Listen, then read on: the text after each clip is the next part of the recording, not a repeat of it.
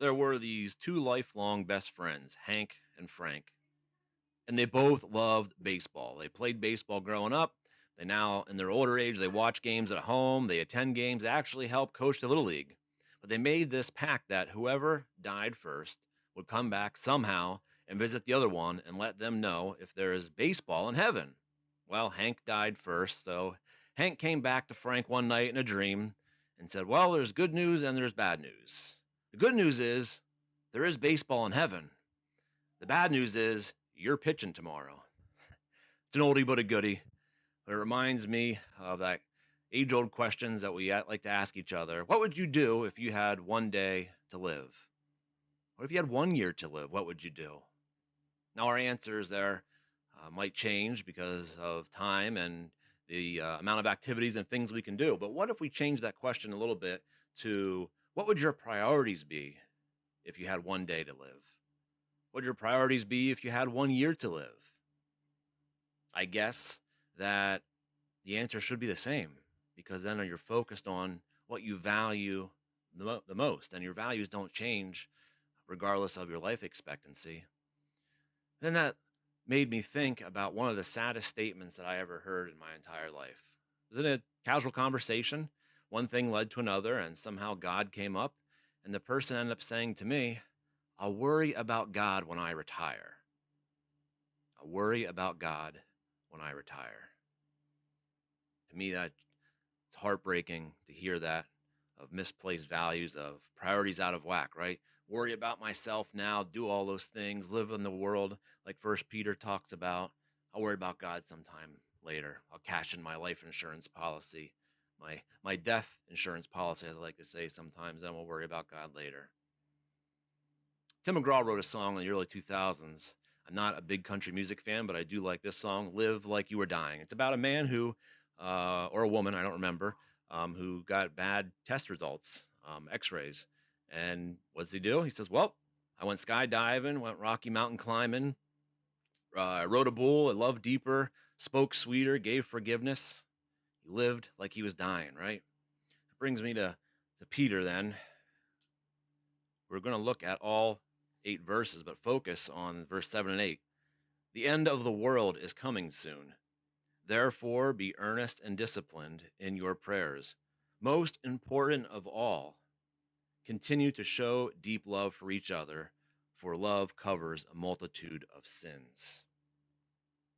All 8 verses remind us of the importance, the priority to live for God, not for ourselves, but for God, to do His will, to follow the will of God. But verse 7 should hit us pretty hard, like a punch to the gut, and knock the wind out of us.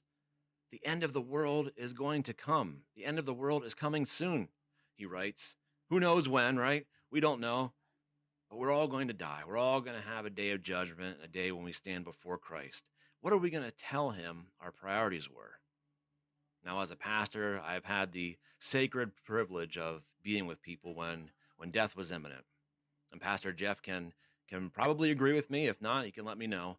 But I've yet to have anyone tell me when they're on their deathbed or they got that diagnosis that they wish they had spent more time watching Netflix or more time in the office or working overtime or buying more collectibles or spending more time on Facebook and arguing about politics. I've yet to have that happen. But what has been pretty much universal in all those conversations and these intimate, holy moments has centered around love of God, of family, and of friends. And go back to Tim McGraw's song. And that last verse of the chorus is, "Someday I hope you get the chance to live like you were dying." Don't wait until retirement. Don't wait until you get the blood work back or the CAT scan. Live today like you were dying, like the end of the world is coming and inevitably will. What are your priorities? And as we enter Holy Week tomorrow, beginning with Palm Sunday, when Jesus enters Jerusalem triumphantly, and we commemorate and remember that, may we take this moment, this whole week to live like we were dying, to follow Jesus as he lived like he was dying, to follow the will of God. And may that be our prayer, that we love deeply and love Jesus. May it be so. Hang around for a few more moments. We have our children's Sunday school artwork and also music from Elise and John Coakley. May God be with you until we meet again. You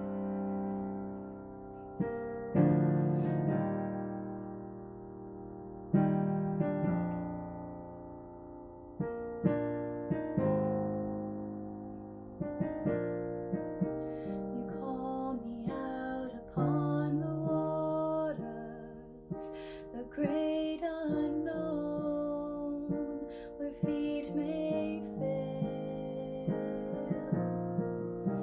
And there I find you in the mystery, in oceans deep, my faith will stand. And I will call upon your name and keep my eyes above the waves. When oceans rise, my soul will rest in your embrace. I am yours. You are mine.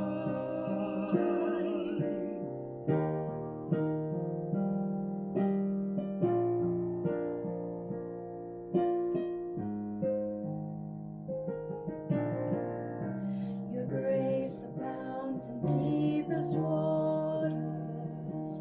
Your sovereign hand will be my guide. Where feet may fail and fear surrounds me, you've never failed, and you won't start now.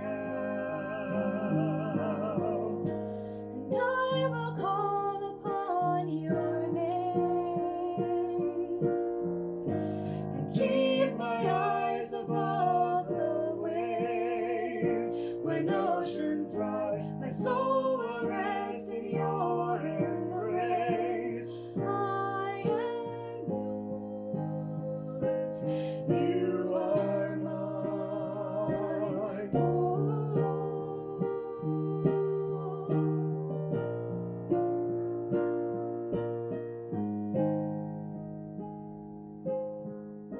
Spirit, lead me where my trust is without borders.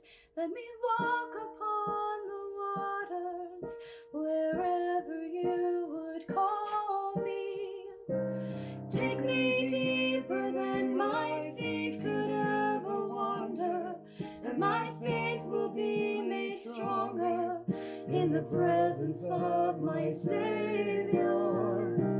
Spirit, lead me where my trust is without borders. Let me walk upon the waters wherever you would call me. Take me deeper than my feet could ever wander, and my faith will be made stronger in the presence of my Savior.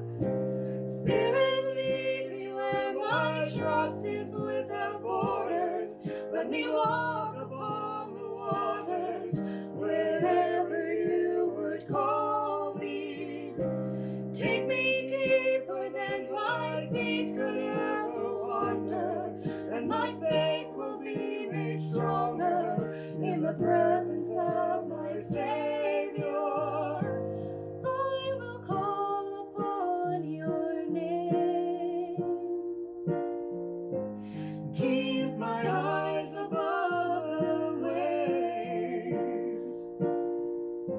My soul will rest in your embrace. I am yours. You are mine. I am yours. You are mine. I am yours. You